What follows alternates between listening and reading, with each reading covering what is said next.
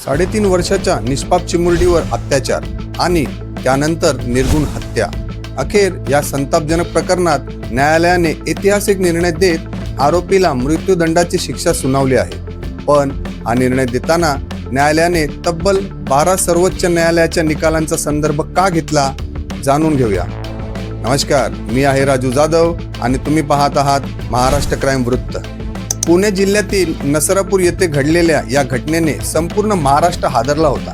अवघ्या 3.5 वर्षाच्या चिमुरडीवर लैंगिक अत्याचार करून तिची हत्या करण्यात आली होती। या प्रकरणानंतर परिसरात संतापाची लाट उसळली होती आणि आरोपीला कठोर शिक्षा देण्याची मागणी होत होती।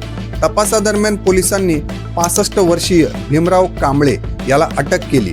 फॉरेन्सिक पुरावे, वैद्यकीय अहवाल आणि इतर साक्षी पुराव्यांच्या आधारे सरकारी पक्षाने न्यायालयात आरोपी विरोधात भक्कम बाजू मांडली। विशेष पॉक्सो न्यायालयाने आरोपीला दोषी ठरवत हा गुन्हा अत्यंत दुर्मिळ आणि क्रूर अर्थात रेअरेस्ट ऑफ रेअर स्वरूपाचा असल्याचे नमूद केले। शिक्षा निश्चित करताना न्यायालयाने सर्वोच्च न्यायालयाच्या 12 महत्त्वाच्या निर्णयांचा आधार घेतला।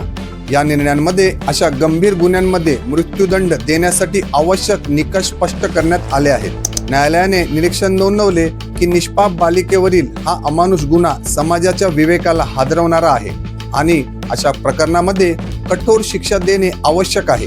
त्यानंतर आरोपीला मृत्यूदंडाची शिक्षा सुनावण्यात आली। मात्र कायदेशीर प्रक्रियेनुसार अशा शिक्षेला पुढील न्यायालयीन स्तरावर पुष्टी आणि अपीलची संधी उपलब्ध असते। या प्रकरणावरील तुमचे मत काय आहे? अशा गुन्ह्यांमध्ये सर्वात कठोर शिक्षा दिली जावी असे तुम्हाला वाटते का? तुमचे मत कमेंटमध्ये नक्की लिहा। अशाच महत्त्वाच्या आणि विश्वासार्ह बातम्यांसाठी आमच्या चॅनेलला सबस्क्राईब करायला विसरू नका। धन्यवाद।